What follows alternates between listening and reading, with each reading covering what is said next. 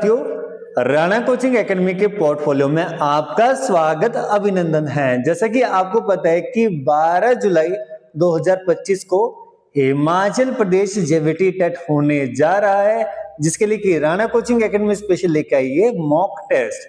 और आज है हमारा मॉक टेस्ट नंबर 6। तो पहले तो आपने इस वीडियो को कंप्लीटली देख लेना है। अगर ये वीडियो आपको फायदेमंद लगे तो आपने अपने दोस्तों के साथ जरूर शेयर व लाइक जरूर कीजिएगा। और वीडियो कंप्लीट होने के बाद खुद को एनालिसिस करना है कि आज के मॉक टेस्ट में आपका स्कोर कितना बना। तो चलिए शुरुआत करते हैं आपका क्वेश्चन नंबर फर्स्ट की।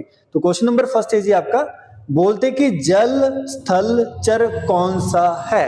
तो अगर मैं यहाँ पे बात करूं आपकी जल और स्थल चर की, तो यहाँ पे जी जो आपके ऑप्शन दिए हैं, फर्स्ट दिया आपका तारा मछली, ऑप्शन नंबर बी दिया है विद्युत किरण, ऑप्शन सी दिया है ऑक्टोपस और ऑप्शन डी दिया है मेंढक। तो इसका जो राइट आंसर रहेगा आपका ऑप्शन नंबर डी, मेंढक इज द करेक्ट आंसर। अच्छा, अगर मैं बात करूं आपकी मेंढक की, तो ध्यान देना आपने कि मेंढक जब शुरुआती समय में रहता है तो ये आपका जल के अंदर रहता है, और जब ये वयस्क हो जाता है तो ये जमीन के बाहर आने लगता है। अगर आपसे क्वेश्चन पूछे कि पानी में रहते हुए मेंढक कहां से सांस लेता है, तो आपने ध्यान रखना अपने त्वचा से, यानी कि स्किन से आपका सांस लेता है। अगर आपसे पूछेंगे कि जब मेंढक जमीन से बाहर आ जाता है तो ये सांस कहां से लेता है, तो ये फेफड़ों से सांस लेता है। तो ध्यान रखना आपने इन चीजों का। चलेगा नेक्स्ट क्वेश्चन बात करते हैं आपका क्वेश्चन नंबर 2। बोलते कि जी पादव का जनन का बाग कौन सा है, यानी कि पादव का जनन का बाग कौन सा है। तो इसका जो राइट आंसर रहेगा आपका ऑप्शन नंबर बी, पुष्प। चलेगा नेक्स्ट आपका बात करते हैं क्वेश्चन नंबर 123। बोलते कि सफेद क्रांति किससे संबंधित है। तो जी सफेद क्रांति का जो संबंध है आपका, वो है आपका कोरिलेटेड टू मिल्क।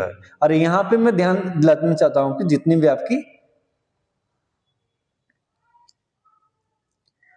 आपकी क्रांति हुई है, तो यहाँ पे मैं बात करता हूं आपकी पीली क्रांति की। तो पीली क्रांति का जी संबंध है आपका तिलहन फसलों से। अगर मैं बात करूं आपकी हरित क्रांति, तो हरित क्रांति का संबंध है जी आपका अनाज से। अगर बात करूंगा गुलाबी क्रांति की, तो गुलाबी क्रांति का संबंध जी आपका झींगा उत्पादन व प्याज उत्पादन से। नेक्स्ट अगर बात करें हम आपका लाल क्रांति की, तो लाल क्रांति का संबंध आपका मांस उत्पादन और टमाटर उत्पादन से। श्वेत क्रांति जी आपकी दूध उत्पादन से। नेक्स्ट हम बात करेंगे भूरी क्रांति की, जिसका की संबंध आपका कोको और चमड़ा उत्पादन से।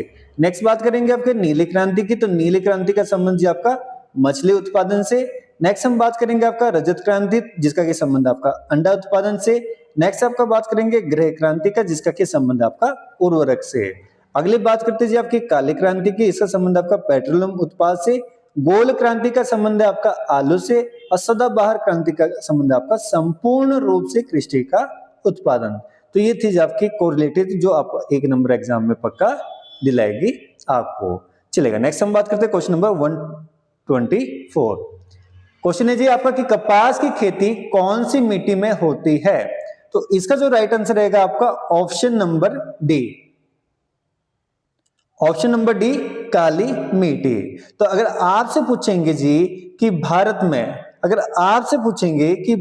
में कितने प्रकार की मिट्टी पाई जाती है, तो आपका आंसर रहेगा आपका 8 तरह की, जिसमें कि पहले आपकी जलोढ़ मिट्टी, सेकंड आपका काली मिट्टी, थर्ड आपका लाल मिट्टी, फोर्थ आपका लेटराइट मिट्टी, फिफ्थ आपका सूक्ष्म मिट्टी, और सिक्स्थ आपका खारी मिट्टी, सेवंथ आपका पिटवा मिट्टी, और एट्थ आपका वन मिट्टी। चलेगा अगर आपसे पूछे कि वर्ल्ड सॉइल डे कब मनाया जाता है, तो इसका जो राइट आंसर रहेगा आपका 5 दिसंबर को। अगर अगला क्वेश्चन पूछ सकते हैं कि मिट्टी के अध्ययन को क्या कहते हैं, तो मिट्टी के अध्ययन को कहते हैं जी पेडोलॉजी। चलेगा नेक्स्ट हम बात करते हैं क्वेश्चन नंबर 125 के। बोलते हैं कि सिरके में कौन सा अम्ल पाया जाता है। इसमें ऑप्शन है जी आपका सिट्रिक अम्ल, ऑप्शन बी आपका फॉर्मिक अम्ल, ऑप्शन सी आपका एसिटिक अम्ल, ऑप्शन डी आपका लैक्टिक अम्ल। तो यहाँ पे जी अगर मैं बात करूं आपसे सिट्रिक अम्ल की, तो सिट्रिक अम्ल पाया जाता है जी खट्टे फल में। अगर आपसे बात करें आपका फार्मिक अम्ल की, तो ये पाया जाता है जी आपका लाल चींटियों, मधुमक्खियों और बिच्छू में। अगर मैं बात करूं आपका ऑप्शन नंबर सी एसिटिक अम्ल की, तो ये पाया जाता है सिरके में, जो आज का हमारा आंसर है सिरका।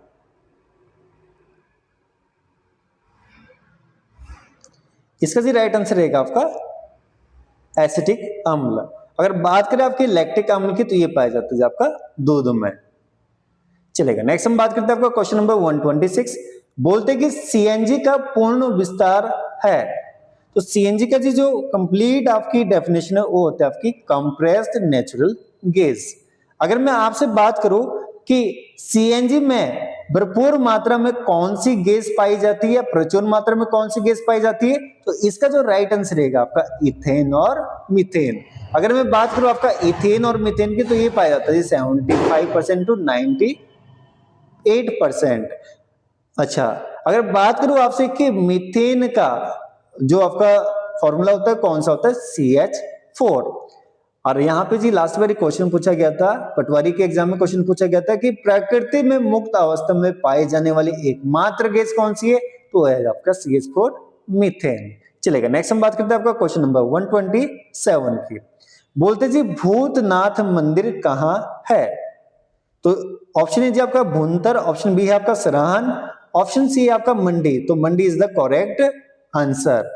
तो भूतनाथ मंदिर है जी आपका मंडी में, और एक कोर रिलेटेड टू किस भगवान के लिए समर्पित है, आपका भगवान शिव के लिए। अगर आपसे पूछेंगे कि भूतनाथ मंदिर मंडी में किसने बनाया, तो ये बनाया था जी आपका अजवर सेन ने, और ये बनाया था आपका 1527 ईस्वी में। चलेगा, नेक्स्ट हम बात करते हैं आपका क्वेश्चन नंबर 128। बोलते जी कंचनजंगा चोटी कहां स्थित है। तो इसका जो राइट आंसर रहेगा आपका ऑप्शन नंबर बी सिक्किम। तो सिक्किम में जी आपकी कंचनजंगा चोटी, जिसकी की ऊंचाई है आपकी 85-86 मीटर, यानी कि 8586 मीटर की ऊंचाई पे जी आपका कंचनजंगा चोटी। नेक्स्ट हम बात करते हैं आपकी भारत की सबसे लंबी सुरंग कौन सी है। तो इसमें तो जी कोई देखो, उस टाइम की अगर मैं बात करूं आपकी 2017 की बात करूं, तो चेननी नासरी इज द करेक्ट आंसर, जो कि आपका कहां पे आपका जम्मू एंड कश्मीर में। लेकिन वर्तमान में ये चेंज हो गई, अब आई आपकी रोहतांग टनल, जिसकी की लंबाई है आपका 9.2 किलोमीटर। तो 9.2 किलोमीटर के साथ ये आपकी रोहतांग टनल, जो कि हिमाचल प्रदेश के कुल्लू और लाहौल स्पीति के बीच है। चलेगा, नेक्स्ट हम बात करते हैं आपका क्वेश्चन नंबर 130 के। क्वेश्चन नंबर 130 आपका बोलते हैं कि कंप्यूटर का दिमाग किसे कहते हैं। तो इसका जो राइट आंसर रहेगा आपका option number C CPU, central processing unit. चलेगा, नेक्स्ट हम बात करते हैं आपकी जापान की मुद्रा क्या है। तो जापान की मुद्रा है जी आपकी, अगर आपसे पूछेंगे कि जापान की मुद्रा कौन सी, तो जापान की मुद्रा आपका ऑप्शन नंबर डी येन। और जापान की अगर आपसे पूछेंगे कि कैपिटल कहां है, तो जापान की कैपिटल आती है आपकी टोक्यो में। चलेगा, नेक्स्ट हम बात करते हैं आपका क्वेश्चन नंबर 132 की। बोलते जी शहीद स्मारक कहां है। तो अगर मैं बात करूं आपके कि शहीद स्मारक की, तो ये है जी आपका डिस्ट्रिक्ट कांगड़ा में, जिसे बोलते जी वॉर मेमोरियल। अगर आपसे पूछेंगे कि वॉर मेमोरियल कहां है, तो ये आपका डिस्ट्रिक्ट कांगड़ा में है।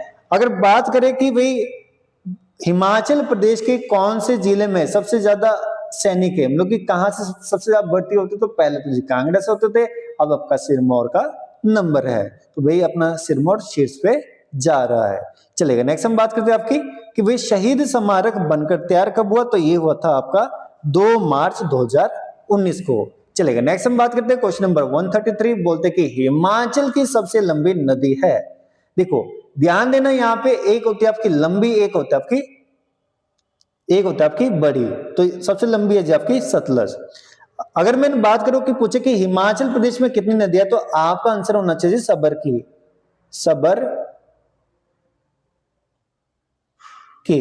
जिसमें कि सतलज आपकी क्या है, सबसे लंबी नदी है। उसके बाद ब्यास सबसे लंबी है, उसके बाद रावी लंबी है, उसके बाद चेनाब लंबी है, उसके बाद यमुना। सतलज की जो लंबाई है जी आपकी 320 किलोमीटर है। अगर मैं ब्यास की बात करूं तो 256 किलोमीटर। अगर जी रावी की बात करूं तो 158 किलोमीटर। अगर बात करूं चेनाब की, तो चेनाब की लंबाई है जी आपकी 122 किलोमीटर, और यमुना है आपकी 22 या 23 किलोमीटर। तो ये जी आपकी 22 या 23 किलोमीटर हिमाचल की नदियां।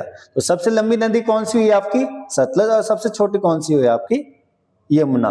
अगर पूछेंगे सतलज कहां से निकलती है, तो सतलज निकलती है आपकी मानसरोवर के रकसताल से, और यमुना निकलती है आपकी कालिंदी पर्वत के बंदर पोच से।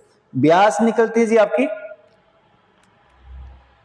कांगड़ा से, और रावी निकलती है जी आपकी कांगड़ा से, और ब्यास निकलती है आपकी रोहतांग दर्रे से, और चेनाव की बात करें तो चंद्रवा भाग के टांडी से। चलेगा, नेक्स्ट हम बात करते हैं क्वेश्चन नंबर, नेक्स्ट है आपका क्वेश्चन नंबर 134। बोलते हैं कि स्वच्छ भारत अभियान कब प्रारंभ हुआ?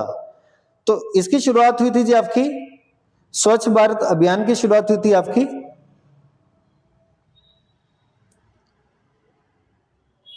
2014 में।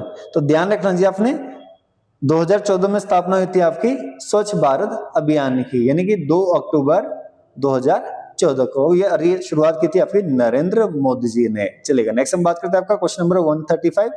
बोलते जी ग्रेट हिमालयन नेशनल पार्क कहां स्थित है? ग्रेट हिमालयन नेशनल पार्क कहां स्थित है? तो इसका जो राइट आंसर आएगा option number D, Himachal Pradesh में। यहां पे आपसे क्वेश्चन ये पूछेंगे कि भाई ग्रेट हिमालयन नेशनल पार्क को यूनेस्को में कब शामिल किया गया? तो यूनेस्को में शामिल किया गया था जी आपका जून 2014 में। अगर आपसे पूछे कि ग्रेट हिमालयन पार्क कब बना था, तो ये बना था 1984 में। अगर आपसे पूछेंगे कि ग्रेट हिमालयन को नेशनल पार्क का दर्जा कब दिया गया, तो ये दिया था 1999 में। और आपसे पूछे कि ग्रेट हिमालयन नेशनल पार्क कहाँ पे है, तो ये आपका डिस्ट्रिक्ट कुल्लू में है। तो यहां से आपसे ये भी पूछ सकते हैं कि हिमाचल प्रदेश में नेशनल पार्क कितने हैं? तो नेशनल पार्क की संख्या जी 5, जिसमें से कि ग्रेट हिमालयन नेशनल पार्क जो कि आपका कुल्लू में, पिन घाटी नेशनल पार्क जो कि लाहौल स्पीति में है। नेक्स्ट आपका बात करते हैं खीर गंगा, ये भी आपका कुल्लू में, इंद्रहर किला ये भी आपका कुल्लू में, और सिंबलवाड़ा जिसका कि अन्य नाम है चौधरी कर्नल शेर जंग, ये आपका डिस्ट्रिक्ट सिरमौर में। चलेगा, तो नेक्स्ट हम बात करते हैं क्वेश्चन नंबर 136। बोलते हैं कि डिजिटल इंडिया कार्यक्रम कब शुरू हुआ? तो डिजिटल इंडिया कार्यक्रम की शुरुआत हुई थी जी आपकी 1 जुलाई 2015 को, और ये भी किसके द्वारा शुरुआत की गई?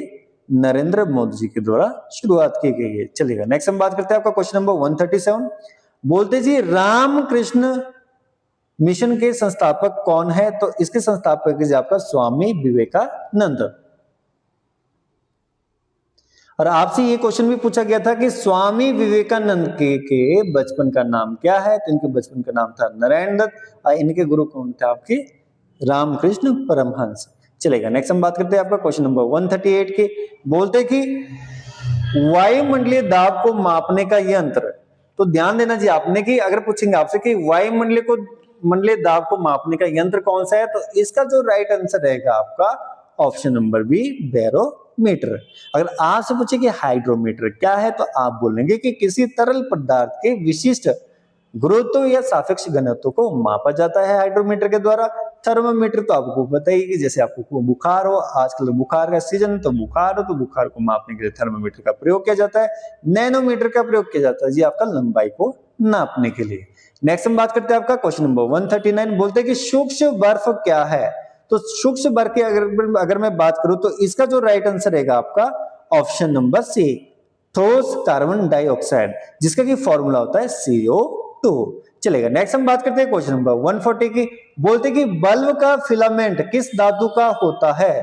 तो इसका जो राइट आंसर रहेगा आपका ऑप्शन नंबर बी, टंगस्टन। चलेगा, नेक्स्ट हम बात करते हैं आपका क्वेश्चन नंबर, अगर अच्छा टंगस्टन में अगर मैं बात करूं आपका कि टंगस्टन में क्या होता है, तो ये जी उच्च गलना का होता है, जो कि बहुत ही फायदेमंद रहता है। आपने देखा होगा जब आप आज के डेट में तो वही जो बल्ब है चेंज हो गई है, लेकिन पहले के जो बल्ब थे ना पीले पीले लाइट, उसके जो तार सी लगी होती थी वो कौन सी होती थी? आपकी टंगस्टन की बनी होती थी। चलेगा, नेक्स्ट हम बात करते हैं आपका क्वेश्चन नंबर 141। बोलते हैं कि सेल्सियस और फ़ारेनहाइट किस तापमान पर बराबर होता है? तो इसका जो राइट आंसर रहेगा आपका option number C is the correct answer.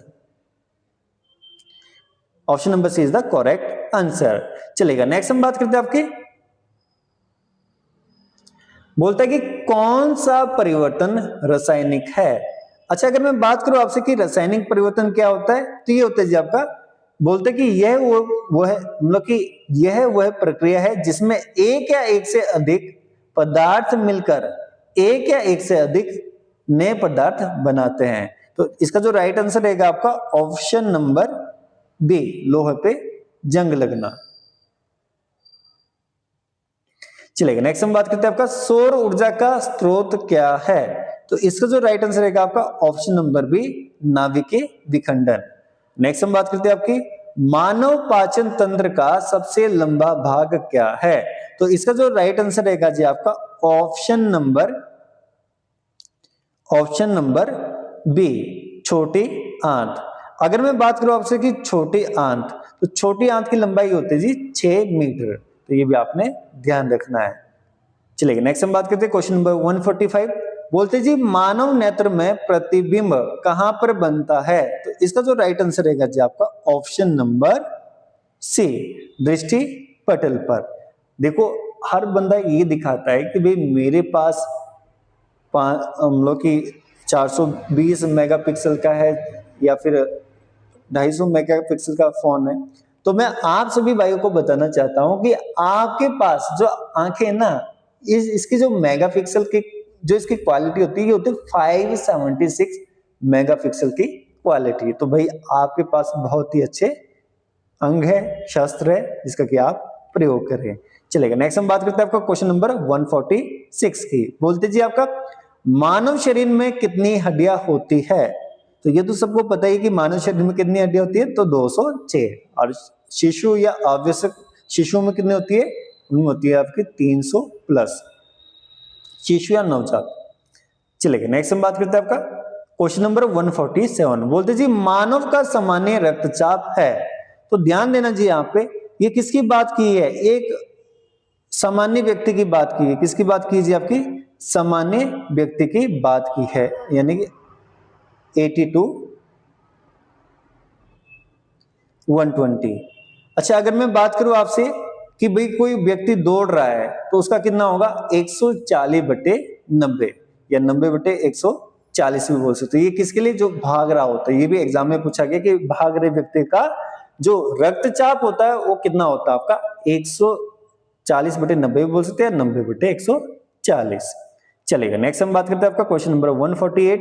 बोलते हैं कि वायुमंडल में सूर्य की पराबैंगनी किरणों से रक्षा करने वाली गैस कौन सी है। तो इसका जो राइट आंसर रहेगा जी आपका ओजोन। तो यहाँ पे आपसे ये भी क्वेश्चन पूछ सकते हैं कि ओजोन दिवस कब मनाया जाता है। तो ओजोन दिवस मनाया जाता है जी आपका 16 सितंबर को। चलेगा, नेक्स्ट हम बात करते हैं किसी वस्तु का भार चंद्रमा पर पृथ्वी की अपेक्षा कितना होता है। तो ये तो भाई क्वेश्चन बहुत रिपीट हुआ है, 1/6। लास्ट क्वेश्चन है जी आज हमारा। बोलते हैं कि गुरुत्वाकर्षण बल के कारण डैश होता है। तो इसमें जी जो राइट आंसर रहेगा आपका, हम पृथ्वी की ओर आकर्षित होते हैं, बिल्कुल सही होते हैं जी। ज्वार भाटा आता है, बिल्कुल आता है जी। पृथ्वी सूर्य के चारों ओर घूमती है, बिल्कुल घूमती है जी। उपरोक्त सभी, तो इसका राइट आंसर रहेगा आपका उपरोक्त सभी। तो चलेगा, तो भाई अब आपने इस वीडियो को कंप्लीटली एनालिसिस कर लिया होगा, आपको पता लग गया होगा कि आज के मॉक टेस्ट पे आपका कितना स्कोर आया है। तो आपने ये ध्यान रखना है कि जो आज के मॉक टेस्ट में आपका स्कोर आया है, उससे अगले मॉक टेस्ट में आपके स्कोर बढ़ना चाहिए। तो ठीक है, धन्यवाद। अगर आपको हमारी वीडियो पसंद आए तो प्लीज दोस्तों के साथ लाइक और शेयर जरूर कीजिएगा। फिर हम आपके लिए लेके आते रहेंगे नए नए मॉक टेस्ट। धन्यवाद।